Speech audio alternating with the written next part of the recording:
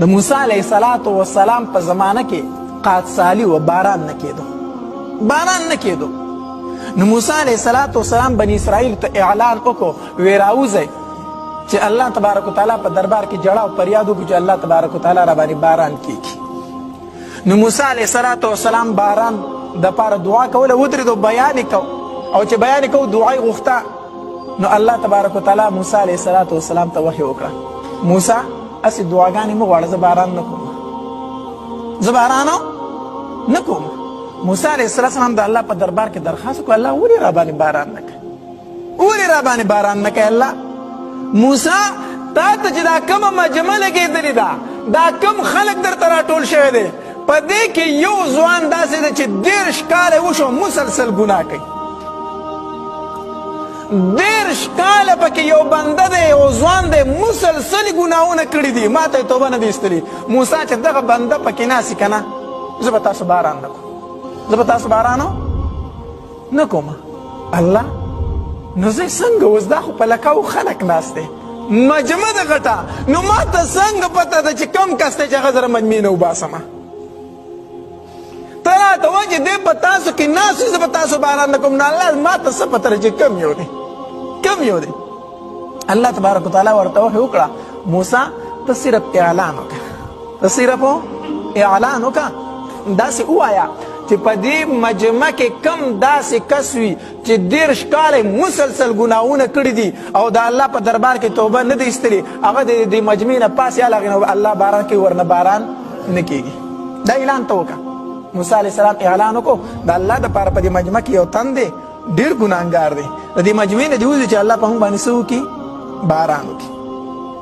چې کله موسی علیه السلام دا اعلان وکړو که نه، نو هر یو تن په انتظار و چې د مجمع نه به څوک پاسي،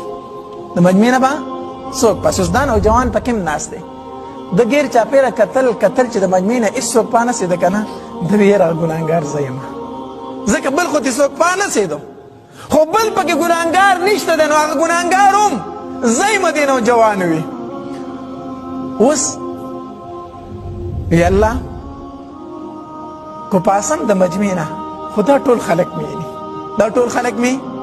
نو شرمېږم. الله تر اوسه پورې زما ستا د منځ معامله وه، ما ګناهونه کول خو پټ مې کول، الله ته رانه خبر وي، او الله نن مې په میدان رسوا کوي. خو د دې مجمع نه پاسم خو دا ټول خلک مې نه که نه چې هغه ګناهګار پکې دا دی. اوس دا نوجوان په زړه کې لګیا دی او په ځان باندې داسې څادر راواچو او په ژړا شو، وی الله نن زما پرده وساته، الله بیا به چېرته ګناه نه کومه، خو که اوس پاسم دا ټول خلک مینی چې هغه ګناهګار دا کس دی، الله نن زما پرده وساته، الله تا ته مې توبه ده. اوس په زړه کې دا خبره ده که نه، پاسېدلی نه دی، نه پلي نه دی کړي، چغې نه دی واري الله په دربار کې، صرف په زړه کې لګیا چې الله کو پاسمه خو رسوا کېږم، د اوسه پورې دې نه م رسوا کړی، الله نن مې معاف کړه، بیا به چېرته ګناه نه کوم. په زړه کې چې هغه دا خبرې وکړې، په دې کې په شړک باران راکې شو. موسی علیه السلام اسمان ته وکتل، وی الله ستا د عجیبه نظام دی، نو اوس خو دې راته ویلو چې په تاسو کې ګناهګار کس موجود دی، تر څو چې هغه د دې مجمع نه نه وتی، نو زه باران نه کوم. نو الله د مجمع نه خو هېڅوک هم ونه واتو، د مجمع نه خو څوک تلي نه دي، نو هغه کس خو پکې ناست دی او تا باران کېږو. نو الله تبارک وتعالی ورته وفرمیل موسی هغه په زړه کې توبه ویستله، هغه په زړه کې څه وکړه؟ هغه په زړه کې توبه ویستله او ما یې توبه قبوله کړه. الله توبه ویستله. موسی علیه السلام د الله په دربار کې درخواست وکړو، وی الله خو یې راته ښیه که نه، دا کس خو راته وښیه که نه چې دا څوک و، الله دا خو راته وښیه که نه.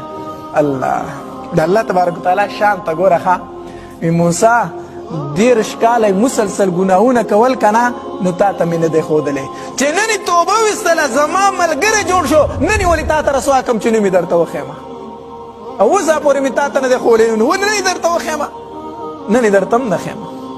الله دومره مهربانه ذات دی الله تبارک وتعالی.